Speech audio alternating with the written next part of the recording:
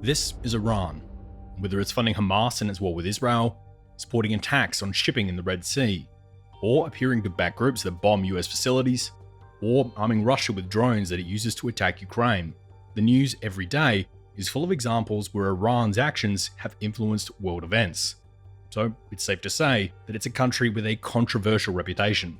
And for decades now, its actions, like taking hostages or issuing violent fatwas, or even crushing internal protest movements, have angered many in the West, with American leaders even referring to Iran as part of an axis of evil, and directly targeting the country with fierce sanctions and cyber attacks. But what accounts for this anti-American, seemingly aggressive and ideological approach to foreign policy? What explains Iran's actions over the years? And to really explain what makes Iran tick, we need to go back in time, way before any of today's headlines. So in this video, we'll pick out 6 key dates that explain the deep forces at work here in Iran, unpacking its history of coups, revolution, and war, a history that many in the West, frankly, have been pretty quick to forget over the years.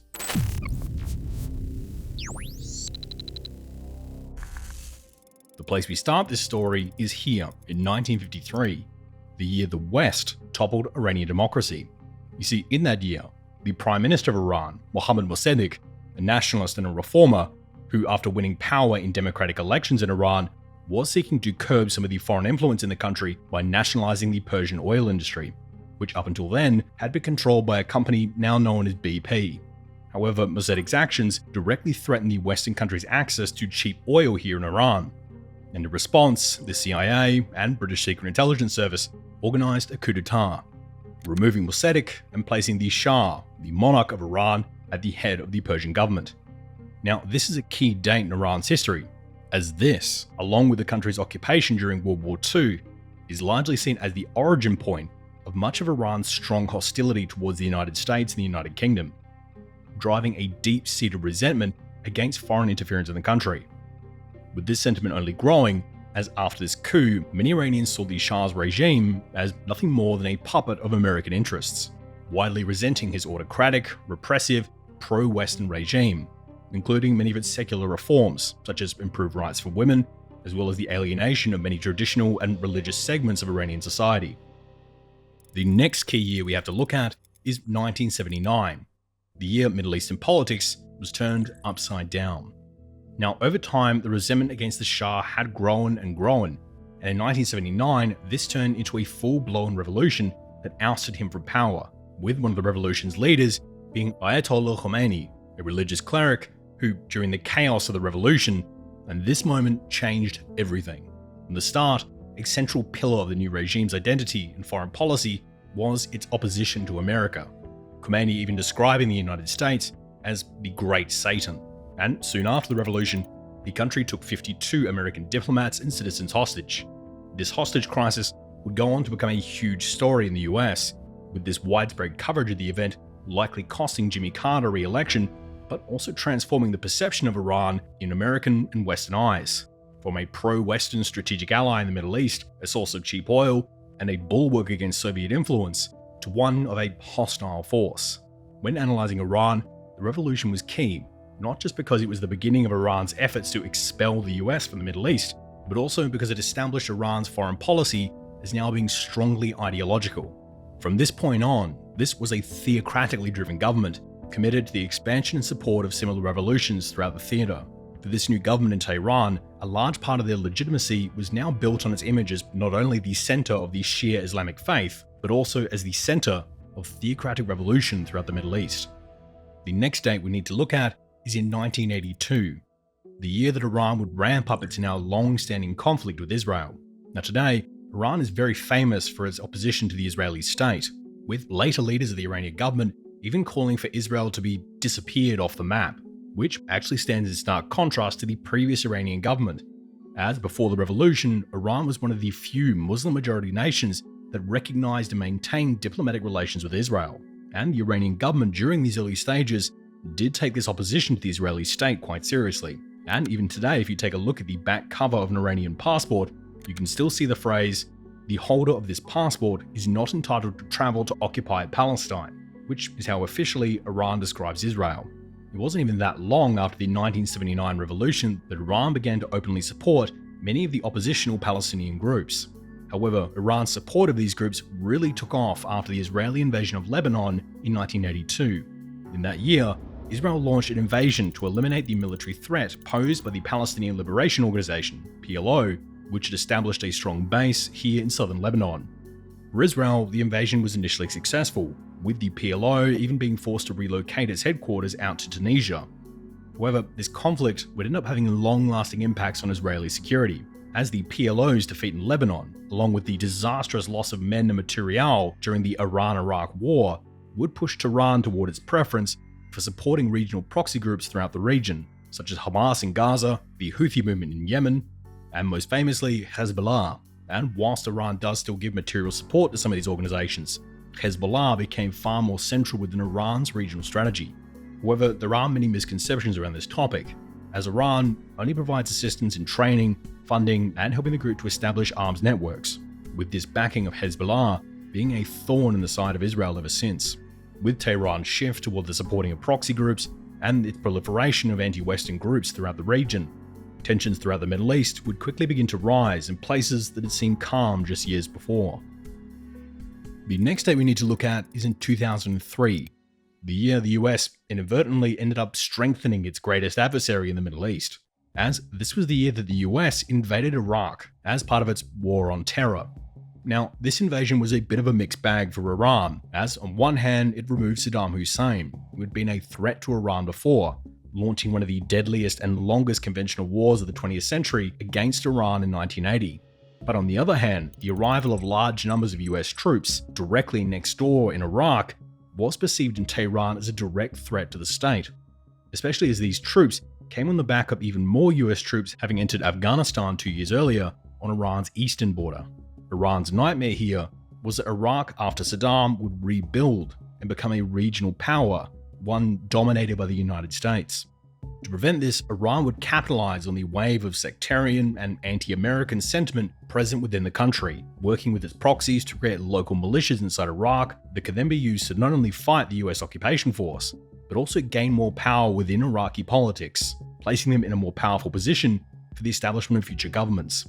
And despite this large number of US troops within Iraq, the end result of the invasion would be a marked increase in Iranian power, something probably better explained not by looking at armies, but looking at the religious differences within the country. As you might be aware, the two largest sects within Islam are the Sunni Muslims and the Shia Muslims. And in Iraq, Shias make up around 70% of the population, a stark contrast to Saddam Hussein's regime, who had been predominantly Sunni and had often suppressed the Shia Muslim population.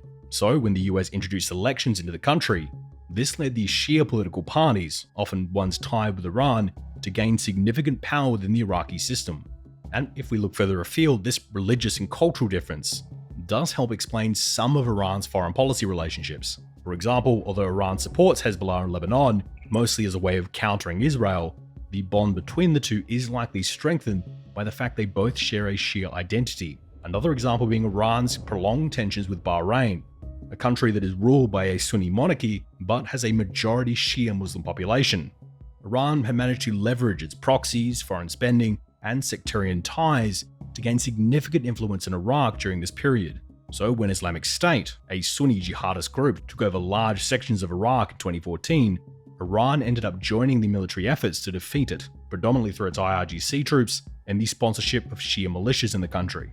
And ever since, there have been many clashes between the two forces, with ISIS even targeting the Iranian parliament in 2017, and most recently on January 3rd, 2024, attacking a ceremony commemorating the late military commander Qasem Soleimani. For Tehran, the central pillar of their foreign policy often revolves around maintaining a stable and friendly Iraq, something that became even more difficult later in 2011. The next key date is in 2011, the start of a conflict that has left 500,000 dead and is still not resolved. We're talking about the Syrian Civil War. The Civil War began in 2011 as part of a wider wave of uprisings known as the Arab Spring. And in Syria, these protests were driven by the repressive tactics of Bashar al-Assad's regime and the poor economic situation throughout the country. However, whilst there are some religious connections between Iran and Syria, for Iran, Syria forms a more pragmatic use within its foreign policy, as territory within Syria affords Iran a travel corridor from Iran through friendly parts of Iraq and out toward the Mediterranean and its proxies in Lebanon, Jordan, and Palestine. So as the war in Syria began to spiral out of control, Iran moved quickly to back its allies in Damascus, joining up with Russia in the process. And with the help of Russian forces, mercenaries, and air power, in 2015, these two managed to tip the balance of power in the civil war back toward Assad. And since then, Russia and Iran have continued to work together here in Syria, with the war going on to have the effect of stoking a much closer relationship between Tehran and Moscow. That, moving forward to the present, has seen Iran providing key weapons and drones to Russia in its war with Ukraine. But this wasn't the only conflict that was affected by the Arab Spring, with the uprisings also catalyzing several other movements which Iran has taken a key interest in today, including Yemen, Sudan, and Egypt, all of which are still unfolding and impacting regional politics today. But to understand what is truly shaping Iranian foreign policy, we need to move ahead to one more date. Our final date is as recent as May 5th, 2018, a date that would set Iran down a completely different path. Now for context, we need to go back to the 24th of November 2013, where after prolonged negotiations, Iran and the P5+1 would sign the JCPOA, better known as the Iran nuclear deal. Now, very broadly, the agreement would see Iran curtail its nuclear arms program and open itself up to UN inspectors for the next 15 years. And in exchange, many of the sanctions and freezes that have been placed on Iran by Western nations would be temporarily lifted. And almost immediately upon its signing, life for Iranians dramatically changed. Foreign direct investment and joint ventures, particularly from the European auto industry, very quickly started pouring into Iran. For the average Iranian citizen who'd been living under US sanctions since 1979, life was quickly improving, and the country's disproportionately young and disproportionately well-educated population began to really see a future for themselves here in the country.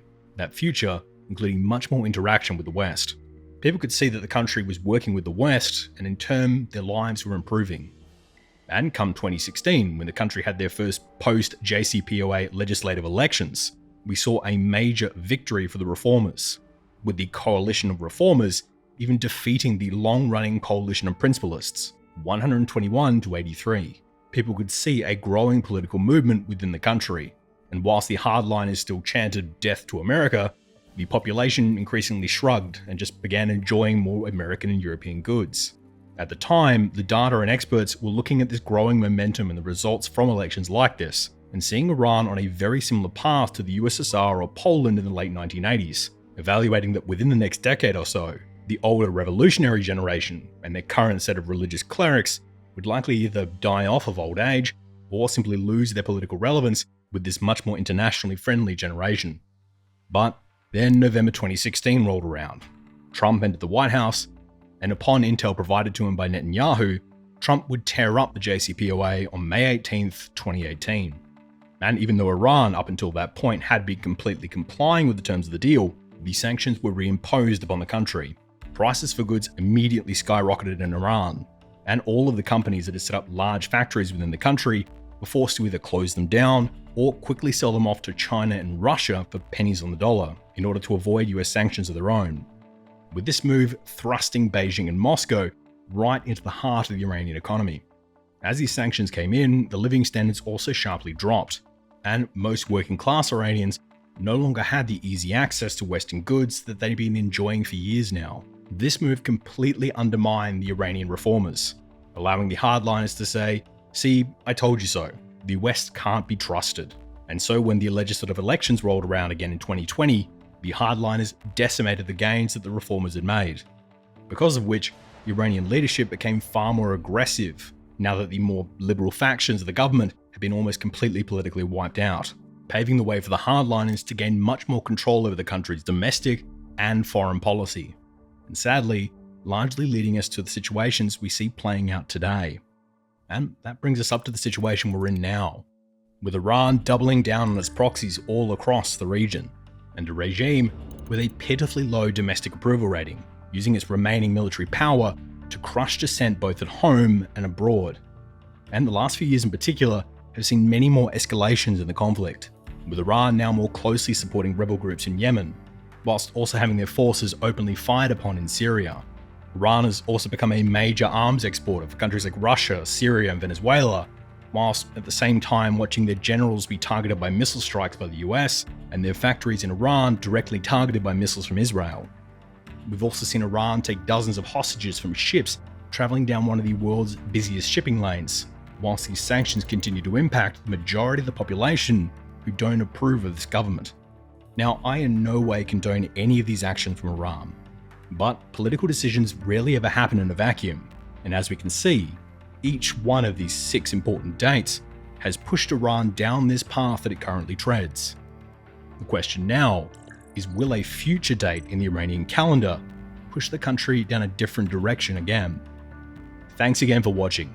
If you enjoyed hearing how Iran became the nation it is today, and how a single political leader can drastically alter the trajectory of a country, you can check out our video on Viktor Orban and his rise to power in Hungary by clicking on the box here.